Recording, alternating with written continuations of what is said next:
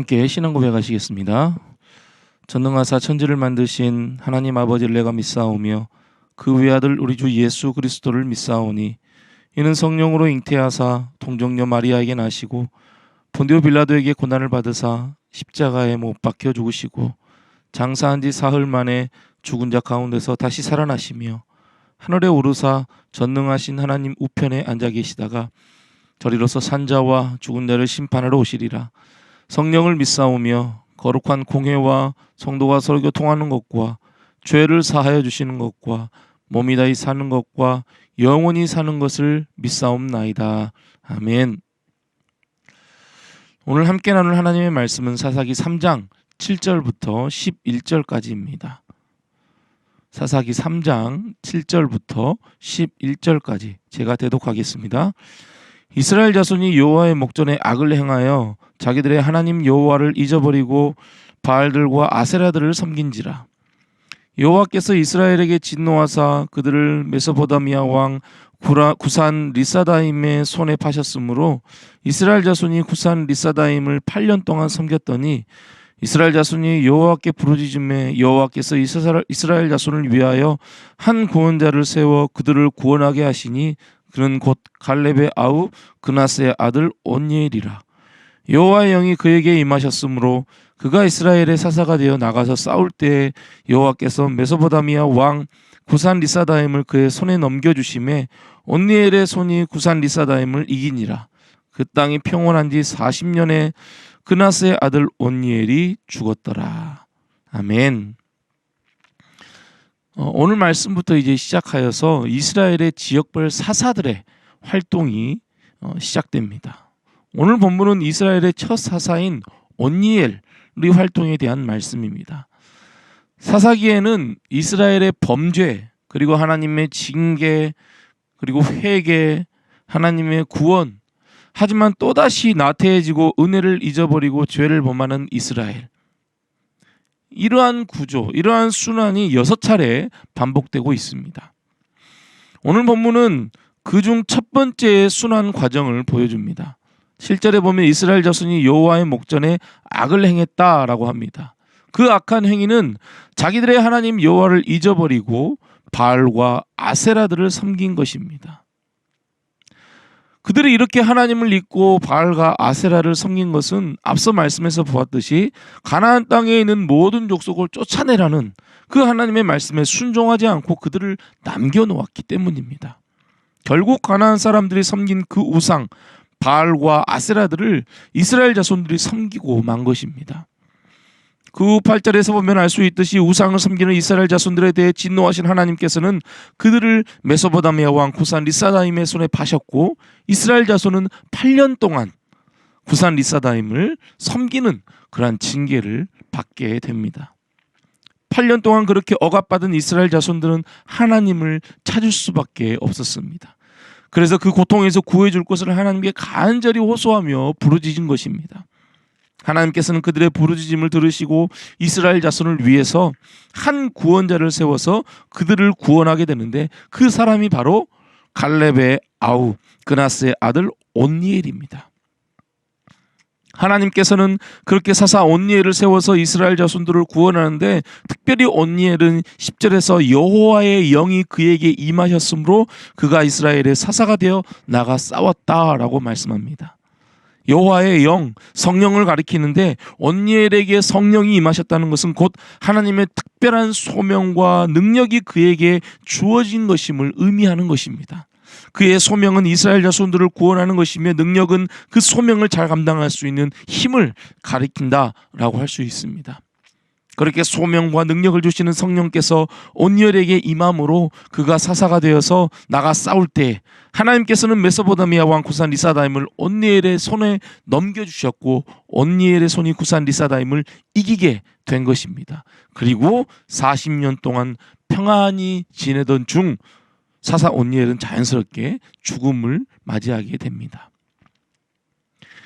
이러한 오늘 본문에서 주목하여 보고자 하는 말씀은 7절에 이스라엘 자손이 여호와의 목전에서 악을 행하여 자기들의 하나님 여호와를 잊어버렸다는 것입니다. 여기 잊어버렸다에 해당하는 히브리어의 기본 뜻은 잘못 놓다입니다. 이것은 이스라엘이 하나님을 마음 중심에 모시지 않고 마음에 놓지 않고 마음 바깥에 내다 놓음으로 말미암아서 결과적으로 하나님을 망각해버린 것입니다. 그들이 그렇게 망각했다고 해서 하나님이 누구인지 완전히 잊어버린 것은 아닙니다. 왜냐하면 억압을 받은 지 이제 8년이 지난 후에 그들은 하나님을 찾았기 때문입니다. 그들 스스로 하나님을 찾았다는 것에서 그들이 하나님을 완전히 망각해버린 것은 아니었다는 사실을 우리는 알 수 있습니다. 즉 하나님을 잊어버렸다는 것은 그들의 중심에 하나님을 모시고 살아야 하는데 그렇게 하지 않았다라는 것이고, 자연스럽게 그 중심에 바알과 아세라가 들어오고 만 것입니다. 이제 그들 중심에는 바알과 아세라가 있었고 여호와 하나님은 단지 그들 중심 바깥에 있는 신이 되고 만 것입니다. 여러분, 이러한 이스라엘 자손들의 모습을 통해서 우리 자신의 신앙을 돌아볼 수 있는 좋은 계기가 되면 좋겠습니다. 특별히 이제는 코로나로 인해 무엇보다도 우리의 마음 중심이 어디에 있는지가 너무나 중요한 때입니다. 스스로 하나님을 찾아야 하고 스스로 하나님을 마음의 중심에 모시고 살면서 스스로 영과 진리로 예배하며 하나님을 섬기는 그러한 신앙을 가져야 하기 때문입니다. 우리의 마음에 조금이라도 하나님을 모시지 않고 하나님을 마음 바깥에 놓아버린다면은 바알과 아세라와 같은 세상의 것들과 사단이 주는 여러 가지 악한 것들이 우리 마음에 들어오게 되는 것은 너무나 쉽고 자연스러운 일이 되고 마는 것입니다. 여러분, 하나님을 여러분 마음의 중심에 항상 모시고 살아가기에 힘쓰시기 바랍니다. 하나님 중심의 삶을 살아가기 위해서 더욱 힘쓰시기 바랍니다. 그것은 나의 노력도 있어야 하지만 나의 노력만으로 되는 것이 아닙니다. 성령께서 나에게 구원을 적용시켜 주셨듯이 우리의 삶을 성령께서 이끌어 주셔야만 가능한 것입니다. 그러기에 늘 우리는 성령의 충만함과 성령의 인도하심을 간구하며 성령께 순종하며 살아가야 하는 것입니다. 그것이 곧 하나님 중심의 삶을 살아가는 것입니다. 또한 하나님을 마음의 중심에 모시고 사는 것은 하나님께서 우리에게 주신 말씀, 그 말씀을 붙들고 그 말씀을 순종하며 살아가는 것을 의미합니다. 말씀 없이 살아가는 것은 곧 나의 지식과 생각과 나의 능력으로만 살아가는 것이라고 할 수 있습니다.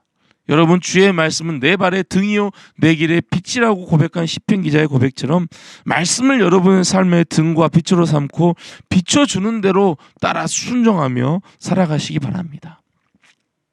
성령 충만함 가운데 말씀을 붙들고 언제나 그 말씀에 순종하며 살아감으로 마음 중심에 하나님을 모시고 살아서 하나님께서 원하시는 삶을 살아가는 모든 성도님들 꼭 되시기 바랍니다. 기도하겠습니다. 사랑의 하나님 아버지, 오늘도 하루하루를 살아갈 말씀을 주시고 깨닫게 하시니 감사합니다. 하나님을 잊어버린 이스라엘 자손들의 모습을 보며 우리의 신앙을 돌아보게 하시니 또한 감사합니다. 우리의 마음 중심에 늘 하나님을 모시고 살아가도록 성령 하나님께서 우리를 이끌어 주시고 인도하여 주시옵소서. 우리의 마음이 하나님을 잊어버리는, 하나님을 떠나 있는 그러한 어리석은 마음이 되지 않게 하시고 말씀을 붙들고 말씀이 이끈 대로 순종하여 살아감으로 늘 하나님 중심의 삶, 하나님께서 원하시는 삶을 살아내도록 성령 하나님 이끌어 주시옵소서. 오늘도 각자의 처소에서 기도하며 간구하는 모든 우리 성도들의 기도를 하나님 들어 응답하여 주시고 그 은혜로 함께 하시는 하나님께 영광이 되는 삶을 살아가도록 함께하여 주시옵소서. 감사합니다. 예수님의 이름으로 기도합니다. 아멘. 하늘에 계신 우리 아버지여, 이름이 거룩히 여김을 받으시오며 나라의 임하옵시며 뜻이 하늘에서 이룬 것 같이 땅에서도 이루어지이다.